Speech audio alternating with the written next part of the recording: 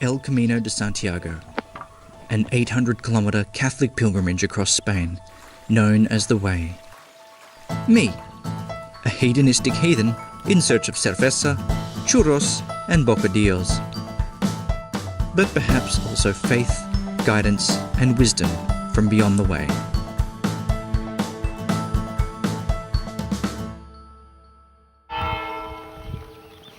Pilgrims, start your engines. Welcome to Pilgrim Rush Hour, a panicked flurry of groggy, shuffling, dragging, limping, oozing and bumbling hordes. Sleepy, caffeine-deprived, grumpy and slightly delirious. A big pile of runny poop. I'm walking alone again, and the solitude brings up some surprising insight. I'm gonna die penniless and broke in a gutter. After all the thinking, reflecting, pondering and musing, I reach a conclusion. And it would be nice to find some travelling buddies. Well, realistically it'd be nice to catch a bus and catch up with my favourite girls, But my first Camino family, Rebecca, Muffy and Baby Girl, have a 12-day lead on me. A lead that I can't close merely by foot alone. So I travel with another limping, oozing, introspective pilgrim. You get up every morning, you walk 12, 20 miles, whichever you're doing, and you spend plenty of time on your own and you can think about an awful lot. I thought I may be kind of thinking, along the lines of what I'm going to do the rest of my life. The Camino has long been an alternative to psychotherapy. With vast stretches of landscape and cow poop your only company as you consider your place in the world and your future in between footsteps. So it was a case of, well, I want to do it, so I'm going to do it on my own. Even some of my closest friends thought that was a bit of a big thing for me. One of the first things the Camino teaches us is to be more fluid with our outlook, especially on those bright sunny mornings. I started the Camino with a pair of shorts and a t-shirt. I looked up and I thought, okay, a bit cloudy. I then endured over the next 6 to 7 hours wind, rain, hail, snow, thunder, lightning and sunshine just at the very end. I mean, being from the UK, I've seen all those weathers. There's no problem with the weather. I just wasn't expecting that ferocity. But I think the constant weather, it basically got through the Gore-Tex and my feet were wet. So over 3 days, my feet were wet 3. Then I got 2 of the most horrendous blisters. Yep, and we're going to see them in 3, 2, 1. Smelling so bad. And I'm sorry, And Mark continued to push on alone for days through the plains, the pain, and the pus. And it became quite a depressing thing to do, and I never expected that. Now, don't go thinking that Mark is some kind of sweet deer petal with delicate soft skin. Actually, that describes me. Mark is a veteran firefighter with buckets of gumption and skin made of steel. At the beginning of my career, when the first few fires, it was literally kind of rabbit in the headlights. You were, oh my God, we did 14 weeks basic training, but nothing prepares you for that first shout.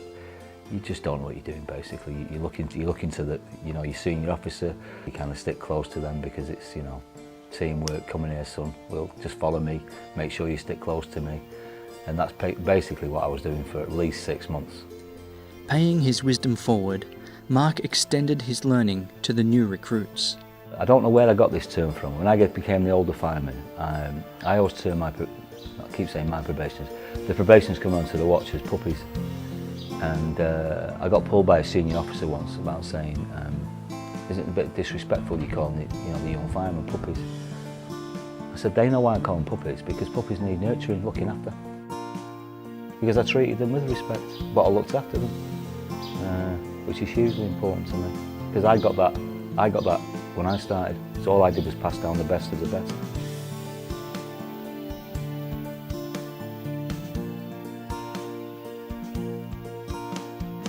But no amount of training can truly prepare you for the darker times. There are certain bad memories I have. But it was a house fire, and we brought I think she was 10, 11-year-old girl. I think she died at the scene.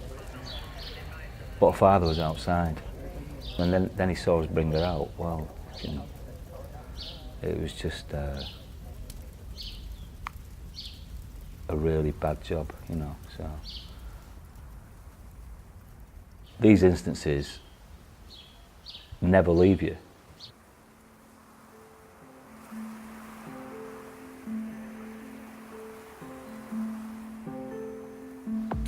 Someone's dealt with it differently. Someone's kind of went off, had a bit of a quiet moment. But generally, the watch I worked on, we kind of came back, got a brew, you know, cup of tea, and we'd all kind of congregate, and then we may not talk about it, but we deal with it weirdly. As a watch, the tighter you're bonded together as a group of men, you kind of feel like you can take on the world. But absolutely, couldn't have done it without them, really. But back on the Camino, with no watch for support, things were looking pretty grim for Mark. Yeah, at that time, I was considering coming back. I was walking on my own, and we got to this monastery run by nuns. But I met 5 American lads.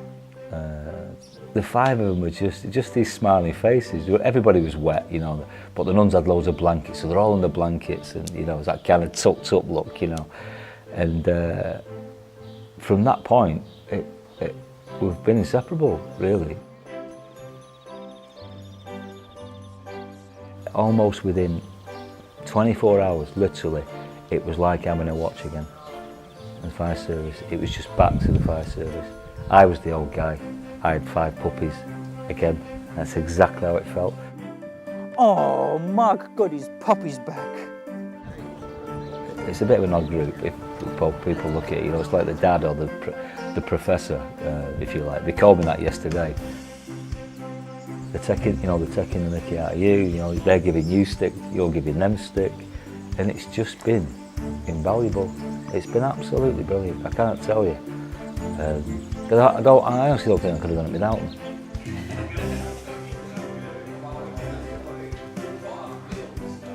I thought I was this kind of, I'll go and do that on my own. No problem, because I can do, because I'm happy with my own company. I absolutely now know I couldn't have done it. Your vibe attracts your tribe. And those moments that you need strength and love are the moments that you should unashamedly call upon your tribe to lend their hearts and minds, to lift you when you fall and carry you when you struggle. I've made real friends out of these 5 lads, and they're 30 years younger than me, you know. But I just genuinely think it's about experiencing things together. I suppose that's my biggest. I think God agrees. Let's wrap it up on that. Okay, It's good. bear o'clock. I've spent the majority of my life as a loner, but these lessons that unfold before my eyes highlight certain truths I've resisted for so long. I need a tribe. I want to belong. I'm at my best in the company of my peers. To that end, I decide to do something a little radical. But every now and then, if you get the opportunity, I think it's important to catch up with your family and tell them how much you love them.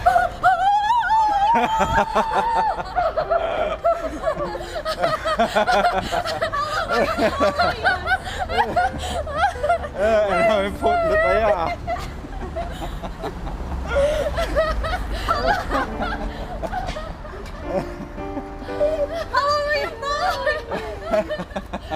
Good morning. I joyfully walk into Santiago de Compostela with my first Camino family. A family that had guided my journey towards faith and fearlessness. An unexpected menagerie of the faithful and faithless. Joined by adventure, unified by spirit, and united by an indescribable sense of community and understanding. Look, I'm in a church and I haven't caught on fire yet. I honour the journey and my companions by attending Mass at the cathedral, where I am moved by the spectacle and ceremony. For many over the centuries, this has been the goal of the Camino de Santiago, the arrival, the end. To atone for a lifetime of sins and start a new journey in life. But I still keep my sins squared safely away in my backpack, somewhere between my toothbrush and my dreams. After a few days in Santiago with friends, pilgrims, and loved ones, I return to the Camino, alone.